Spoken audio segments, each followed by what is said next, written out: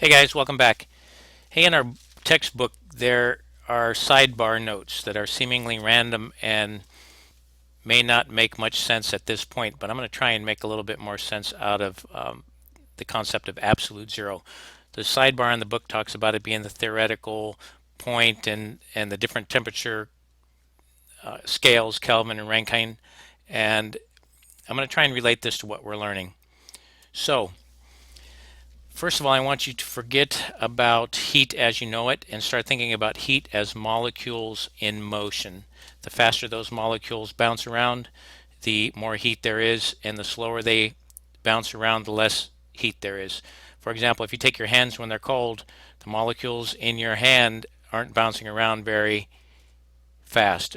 But if you rub them together and create friction, you are increasing the speed of those molecules. They're starting to move around faster, and then in turn, your hands warm up. So the faster the molecules move, the more heat there is.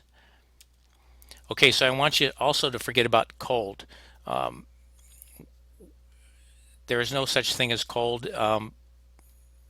When we talk in the sidebar about absolute zero, that's minus 460 degrees, and that means there's no molecular motion, and that has never been attained. So as long as there's molecular motion in a substance, then there is heat in that substance. So I want you to think about more heat and less heat, not hot and cold. And then heat transfer.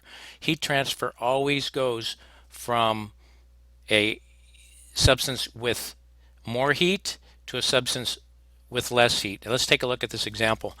The block on the left is minus 200 degrees Fahrenheit. Now, in our previous thinking, we'd think, boy, that's cold. And then the other block over here is minus 350, and then we think, okay, that's even colder. But what I want you to think about is this in respect to molecules in motion. This block is minus 200 degrees Fahrenheit. It has molecules in motion. It still has heat in there. In fact, it has more heat, 150 degrees Fahrenheit more heat than the minus 350 degree block of whatever that may be. So no more cold, always heat. So, and heat always flows from a substance with more heat or more molecules in motion to a substance with less heat and less molecules in motion. All right, so that's why you need to understand absolute zero, molecules in motion. Forget about heat and cold and think about molecules in motion, heat and less heat. All right, this will make more sense later on in our instruction.